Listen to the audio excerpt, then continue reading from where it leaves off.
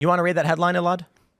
Trump edges ahead of Harris in new national Quinnipiac poll. There was this headline a while ago, and it said something like Harris edges Trump in latest political poll or whatever, and everyone was like, please never write that again. That's just too close. We don't want to hear that. This grin on Trump's face. Yeah. Well, so this new Quinnipiac poll is actually rather shocking for this reason.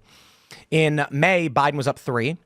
Harris comes in. In August, Harris is up 2. And as of September, Trump is now up 1 in the same poll. So it's actually really, really interesting seeing this this breakdown here. Daily News says that so Trump is up 1 as long as Jill Stein is in the race. They say Trump is ahead of Harris 48-47 in a new national Quinnipiac poll of the race for the White House. The survey, which was dead even when measured as a head-to-head contest, comes as a rare piece of good news for Trump. So 41 days before the election, is it really 41 now? I believe so. I mean, I think there's only like 30 IRL episodes until the election. 30. I think early voting starts in many of the swing It already states, started. even prior to that. In PA now. Okay, yeah. So this is huge. When you pull up the battleground states here, let's this is the national average. Let's pull up the national average, 2.1, and then Trump in the battlegrounds. Trump is up 0.2 in aggregate in the battleground states. If we are to assume that the same bias exists like it did in 2016 and 2020, then Trump is up in every battleground state by about 3 or 4 points, because the battleground bias in 16 and 17 was 4 to 7 points, depending on the polls. In the national average, it was 3 to 5, and Harris is up 2.1. So this is massive. And take a look at this. Quinnipiac, when listed by RCP, they put tie. They don't even give him the +1.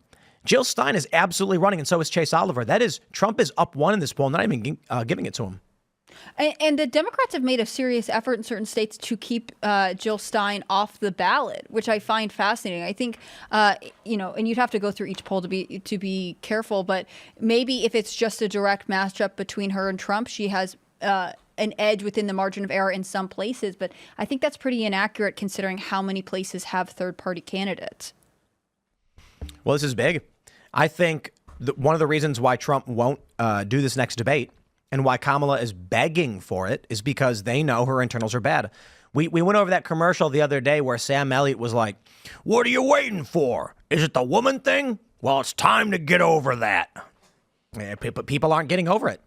I think that's a huge issue for many people in America. I think she hasn't even won over all of the Democrats that she needs, let alone independents, or, they keep trying to make it okay for Republicans to vote for her.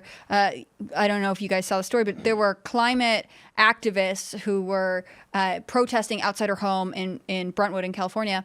And in response, she put up a tweet that was something like, "We will make the environment better and full of priorities and joy and hope and opportunity." Like just buzzwords, fluff, nothing. And it irritated the activists because they have specifically been asking her to be direct and specific in what her promises are. They want concrete goals and measurable values that she plans to carry out, and she won't give it to them.